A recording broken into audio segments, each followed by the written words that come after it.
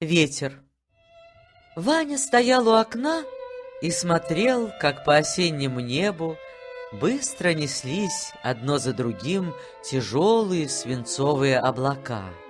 Отец Вани сидел у камина и читал книгу. «Скажи мне, папаша, — спросил Ваня, — отчего так бегут облака?» Я спросил об этом у Федора, и он сказал мне, что облака гонит ветер. «А ветер от чего же?» — спросил я. «Ветер от облаков», — отвечал мне Федор. «Я как-то этого не понимаю. Ветер гонит облака, а облака гонит ветер». «Ты напрасно спрашивал об этом у Федора», — сказал отец Ваня, улыбнувшись. «Спроси у него, как надобно закладывать лошадь, и он расскажет тебе это очень хорошо. У каждого надобно спрашивать о том, что он может знать. Если ты хочешь, я объясню тебе, от чего идут облака и дует ветер. Холодно ли у нас в передней?» «О да, очень холодно», — отвечал Ваня. «Гораздо холоднее, чем здесь». «Это-то нам и нужно», — продолжал отец. «Замечай же внимательно, что я буду делать.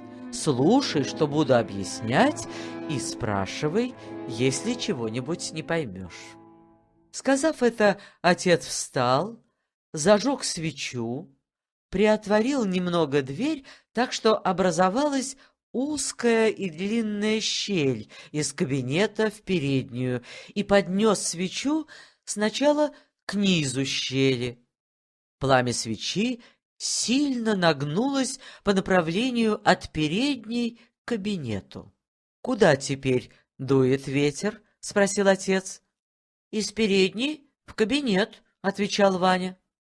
Отец поднял тогда свечу кверху щели, и пламя сильно пошатнулось в противоположную сторону по направлению из кабинета в переднюю. «Теперь ветер дует из кабинета в переднюю», — сказал Ваня, не дождавшись отцовского вопроса. Повторив этот опыт еще раза два, отец Вани затворил дверь, из которой сильно дуло в ноги, поставил свечу на стол и начал. «Теперь ты видел, что в растворенную дверь внизу дует ветер из холодной передней в теплый кабинет, а наверху, наоборот, из теплого кабинета в холодную переднюю. Постараемся же объяснить тебе, отчего это делается. Ты слыхал уже, что воздух, как всякое тело, от холода сжимается, становится гуще и, следовательно, тяжелее, и наоборот, от тепла расширяется, становится реже и легче. Ты знаешь также, что всякое тело, которое тяжелее воды, тонет в ней, а то, которое легче воды, поднимается вверх. То же самое делается в воздухе, во всякой жидкости и во всяком газе. Чем воздух гуще, тем он тяжелее и тем сильнее жмется к земле. Чем воздух теплее, тем он более стремится подняться вверх. Тяжелый же и легкий воздух, соединившись, всегда стремятся уравновеситься. Тяжелый занять место внизу, а легкий вверху. Таким образом, между теплым воздухом кабинета и холодным передней установились два течения воздуха. Одно вверху, другое, обратное, внизу. Это-то течение или стремление воздуха и называется ветром. На земном шаре, так же, как и в нашем доме, не все места одинаково теплы и одинаково холодны. Ты, вероятно, слыхал, что в то время, когда у нас бывает зима, в другом месте, противоположном нашему, стоит самое жаркое лето.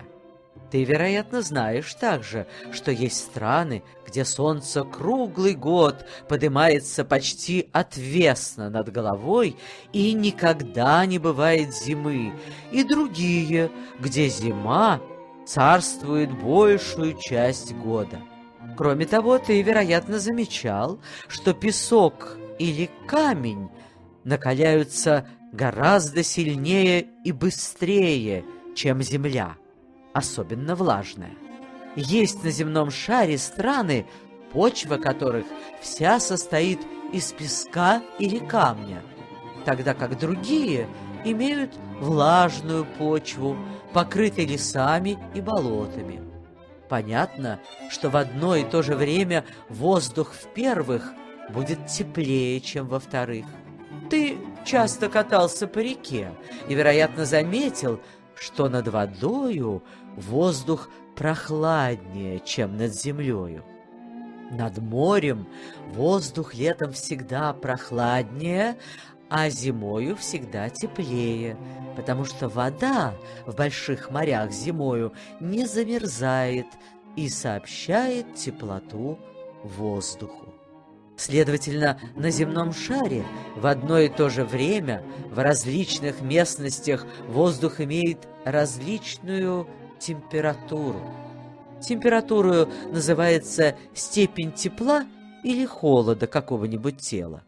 Вот почему воздух никогда почти не бывает в спокойном состоянии, почти всегда движется с большей или меньшей силою, а эти движения воздуха и называются ветрами. Ты, вероятно, заметил, что у нас морской западный ветер влажен и тепел, приносит облака и дождь. Южный сух и приносит летом жар. Восточный по большей части холоден и сух. Северный дует от ледовитого моря, наполненного плавающими льдинами, и всегда холоден. В Петербурге ветры очень переменчивы, потому что Петербург окружен самыми разнообразными местностями. На севере у него большое Ладожское озеро, иногда долго покрытое льдом. На западе море, хотя замерзающее зимою, но только у берегов. На юге и востоке обширные равнины, по которым свободно гулять ветрам. «Если ты будешь присматриваться к движению облаков, — продолжал отец Вани, — то заметишь, что облака движутся иногда в противоположные стороны.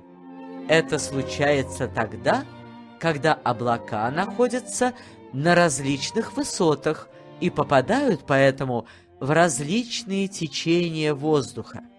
Одни плывут в низшем течении, другие — в верхнем. Если бы ты пустил перышко вверху дверной щели, то оно полетело бы в переднюю. Пусти его внизу, и оно полетит в кабинет. Но отчего же облака бывают различного цвета? — спросил Ваня. От различного освещения их солнцем или луною, — отвечал отец. От различия в расстоянии, на котором находятся от нас облака, и, наконец, от различной степени густоты пара.